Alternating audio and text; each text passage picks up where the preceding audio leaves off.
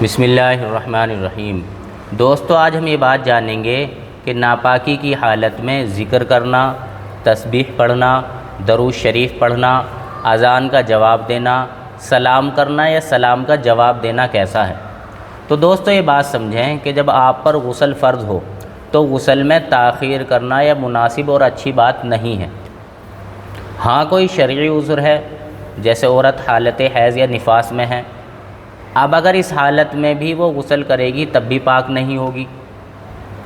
ہاں حیض اور نفاس بند ہو جائے گا، اب غسل کرے گی تو اب یہ پاک ہو جائے گی، تو یہ شرعی عذر ہے، اس میں تو تاخیر کی جا سکتی ہے۔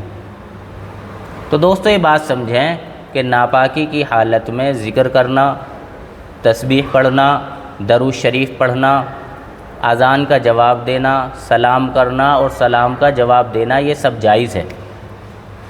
ہاں یہ بات سمجھیں کہ قرآن کریم پڑھنا چاہے وہ دیکھ کر ہو یا بغیر دیکھے ہو، اسی طریقے سے قرآن کریم کو چھونا یہ بھی جائز نہیں ہے، یعنی قرآن کریم کو پڑھنا دیکھ کر بغیر دیکھے یہ بھی جائز نہیں ہے، قرآن کریم کو چھونا بھی جائز نہیں ہے، مسجد میں ناپاکی کی حالت میں جانا یہ بھی جائز نہیں ہے۔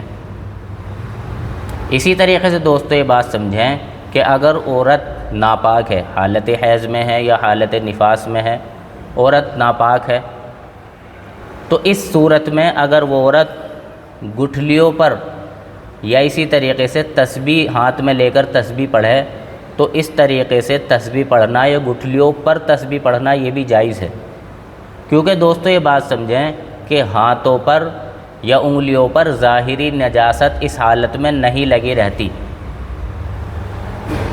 اور جب ظاہری نجاست ہاتھوں پر نہیں لگی رہتی تو تسبیح اور گٹھلی بھی ناپاک نہیں ہوگی، یعنی اس حالت میں تسبیح پڑھنا یا اسی طریقے سے گٹھلی پر تسبیح پڑھنا یہ بھی جائز ہے۔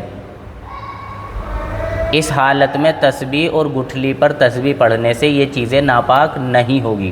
تو دوستو یہ بات سمجھیں، ناپاکی کی حالت میں ذکر کرنا، تسبیح پڑھنا، درود شریف پڑھنا، اذان کا جواب دینا اور سلام کرنا، سلام کا جواب دینا یہ سب جائز ہے۔ بس قرآن کریم پڑھنا چاہے دیکھ کر ہو بغیر دیکھے ہو، اور قرآن کو چھونا، مسجد میں داخل ہونا یہ چیزیں جائز نہیں ہیں۔